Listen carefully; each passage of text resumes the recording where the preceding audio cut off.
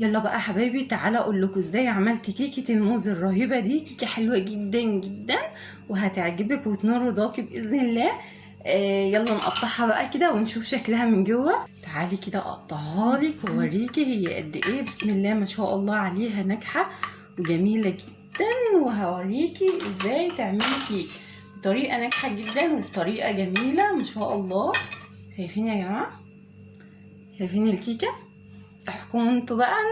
يعني اصلا لقمة جاتوه ده مش كيك، وشايفين الموز قد ايه حلو فيها، جميله جدا جدا جدا. ادخلي شوفوا الفيديو بقى، بس ان شاء الله لو عجبك متنسينيش في لايك واشتراك وتعملي شير عشان الفيديو يوصل لاكبر عدد ممكن.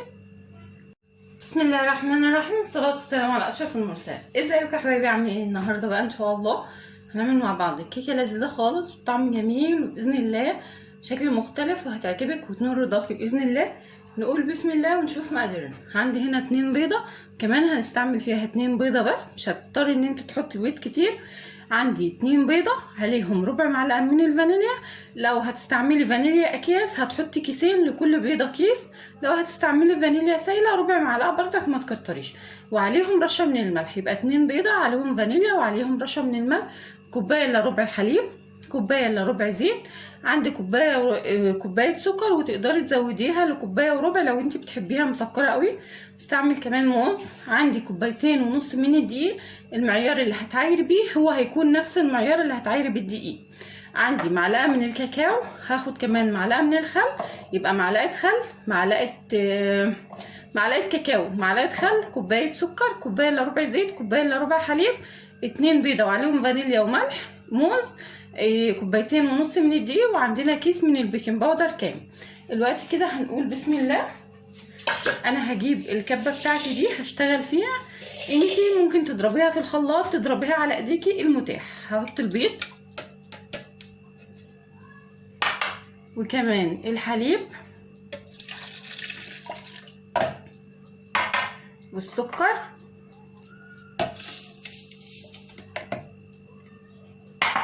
والزيت، وهاخد كل المقدار ده اضربه كده ضربه كويسه وارجع لك تاني. دلوقتي بقى هنجيب الخليط بتاعنا كده وهنفضيه في بوله اهو، وهنبدا بردك يعني هنقلبه تقليبتين كده. دلوقتي بقى يا حبايبي هنضيف البيكنج باودر الاول عشان نضمن ان هو باذن الله يتوزع في الخليط كلاته اهو. وهنقول بسم الله ونقلبه كويس.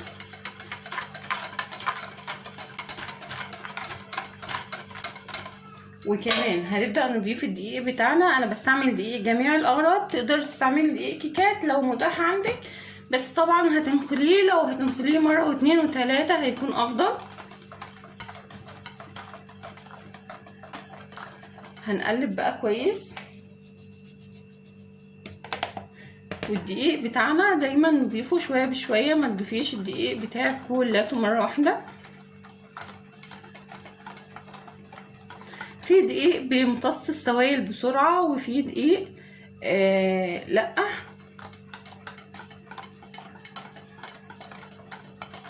فدايما عشان تكوني في المضمون زودي الدقيق بتاعك شويه بشويه، ما تنزليش بيه مره واحده، عشان لو الكيكه مش متحمله تاخد الدقيق كلته هيبان. مش شرط ان انا عامله 2.5 كوباية يبقى المقدار هياخد 2.5 كوباية، تمام؟ ده بيرجع لنوع الدقيق يا جماعه اهو. بس دايما وكمان وانت بتشتغلي الكيكات دايما شايفه ايدي بتلف في مكان واحد، ما بروحش كده وارجع اجي كده، لا، ايدي كلها شغاله على اتجاه واحد اهو كده لغايه ما اخلص الدقيق بتاعي كلته، واشوف هل القوام بتاعي ده هيستحمل كميه الدقيق ولا لا. وطبعا انت برضك تكوني بنفس الموضوع كده عشان باذن الله الكيكه تطلع ناجحه معاكي. بيجيلي اسئله جدا كتيره جدا بصراحه بسبب الكيكات، ده بتهبط مني، ده الكيكه العاديه، الكيكه الاسفنجيه لو بتشتغليها بمحسن ممكن تفتحي الفرن وتبصي عليها. الكيكه العاديه ما ينفعش خالص تفتحي الفرن عليها وتبصي غير لما يعدي 35 دقيقه بالكتير، تمام؟ دايما تكوني يعني بتشغلي اللمبه بتاعه البوتاجاز وبتبصي من بره لو انت قلقانه. اهو شايفين القوام؟ هنا القوام بتاعي بيقول ان هو لسه ان شاء الله عايز بقيه الدقيق اهو، بس بردك هضيفه شويه بشويه لغايه ما اخلص بقى كميه الدقيق بتاعتي دي. بصوا يا حبايبي، بعد ما خلصت قوام الكيكه اهو، خلصت كل مقدار الدقيق. طب تعالي نقول ان انت ضفتي الدقيق كلاته والكيكه بقت تقيله قوي وما انتش عارفه تتصرفي، هتزودي لها معلقتين 2 من الحليب. تمام؟ ولو انت بتشتغلي بسكر وزيت من بتاع التومين يبقى هتضيفي نص ليمونه عشان الكيكه ما تطلعش معاكي غامقه. دلوقتي هجيب البوله اللي كنا شغالين فيها وهاخد بس حوالي يعني ربع مقدار كده او حوالي نص كوبايه بالمقدار كده، يعني عايريها بعينيكي حاجه كده ايه بسيطه. تمام؟ هجيب بقى الصينيه اللي انا هحط فيها. الصينيه دي مقاس 25، مش شرط خالص ان انت تشتغلي بالصينيه دي، تقدري تشتغلي باي صينيه تانية. وهحط وهبطنها بشويه دقيق وزيت. تمام؟ وهبطنها بدقيق، وهجيب عندي هنا كده شويه من السكر وهرشهم كده. تمام؟ يعني حوالي معلقه سكر كده وهرشهم في الارضيه. وهبدأ اقطع عندي هنا الموز بتاعنا اهو. نبدأ بقى نقطعه ونحطه كده في ارضية الصينية ورصيه اهو. تمام؟ بس حاولي ترصيه بشكل حلو. لو انت حابة كمان تقطعي موزة وتحطيها في قلب الخليط وانت بتضربيه في الخلاط مش هيقول لا خالص، هيقولك ماشي اهو يا حبايبي كده. هحط الموز في ارضيه الصينيه كلها، بس لازم ارش شويه من السكر عشان الموز يطلع معايا مكرمل، وما تخافيش مش هيتحرق منك باذن الله ولا حاجه اهو. تمام كده لغايه ما اخلص كل الموز بتاعي. دلوقتي بقى بعد ما خلصت الموز في الصينيه كده هجيب العجينه بتاعتي وهقوم حاطه بقى معلقه الخل كده. معلقه الخل دي بتفرق جدا جدا جدا، عارفه بقى، محسن للكيك كده طبيعي. وهقلبها بس تقليبه كده صغنونه. دلوقتي بقى هاخد نص المقدار بتاعي ده وهنزل بيه كده على الموز اهو. تمام؟ اعملي اقسمي المقدار كده بعينيكي اهو. وهبدأ انزل بيه الاول على الموز لغاية ما اغطي الموز بتاعي ده. دلوقتي بقى يا حبايبي هجيب القطعة اللي احنا كنا شايلينها وهنزل عليها كده بمعلقة من الكاكاو، بس لازم تنخليها لان الكاكاو عندنا دايما بيكلكع، فانتي يفضل ان انتي تنخليها. ويا ريت لو تستعملي نوع كاكاو حلو عشان بيبقى ساعات يمرر العجينه. احط معلقه كبيره كده وانخلها كويس، وهنزل عليها كمان بمعلقتين 2 بس من الحليب اهو.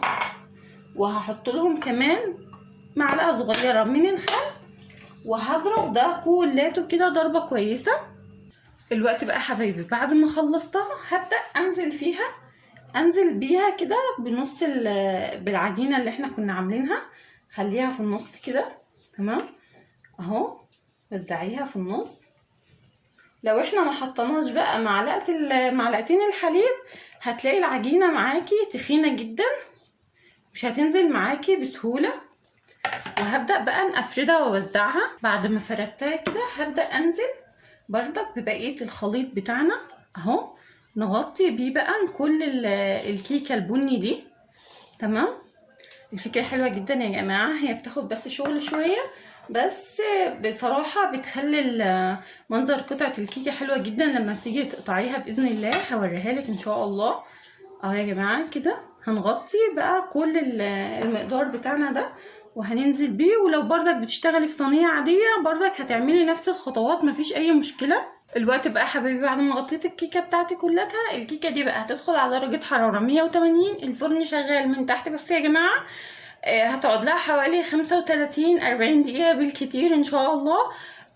لو انت فتحتي عليها بقى ولقيتي الوش من فوق محمرش، هتشغلي لها الشوايه ثواني كده هتقوم محمره، بس وانت واقفه جنبها ما تمشيش بعيد عنها. ممكن تختبريها كمان بخله وتشوفي هي استوت ولا لا. ادخلها الفرن ان شاء الله، ولما تستوى نرجع نشوفها سوا. دلوقتي بقى حبايبي بعد الكيكه ما طلعت معانا هنختبرها كده بخله اهو، لانها طالعه نضيفه، هنعرف ان الكيكه بتاعتنا استوت وبقت تمام. الوقت بس انا هسيبها تبرد شويه واقلبها بقى عشان نشوفها من الشكل التاني من الجهه التانيه. ودي بقى حبايبي شكل الكيكه بتاعتي من جوه، شايفين يا جماعه؟ شايفين شكلها؟ بسم الله ما شاء الله عليها، شايفه؟ حلوه جدا جدا ما شاء الله وجميله. ممكن بقى نزوقها بس كده من فوق بشويه كده من السكر البودر كده، يعني ما شاء الله روعه روعه يا جماعه، حلوه جدا، تعجبكم جدا جدا وتنور رضاكم. بس ان شاء الله بقى لو عجبك الفيديو ما تنسونيش في لايك واشتراك، تعملي شير عشان الفيديو يوصل لاكبر عدد ممكن. ومع السلامه، نتقابل في فيديوهات تانية كتيره باذن الله.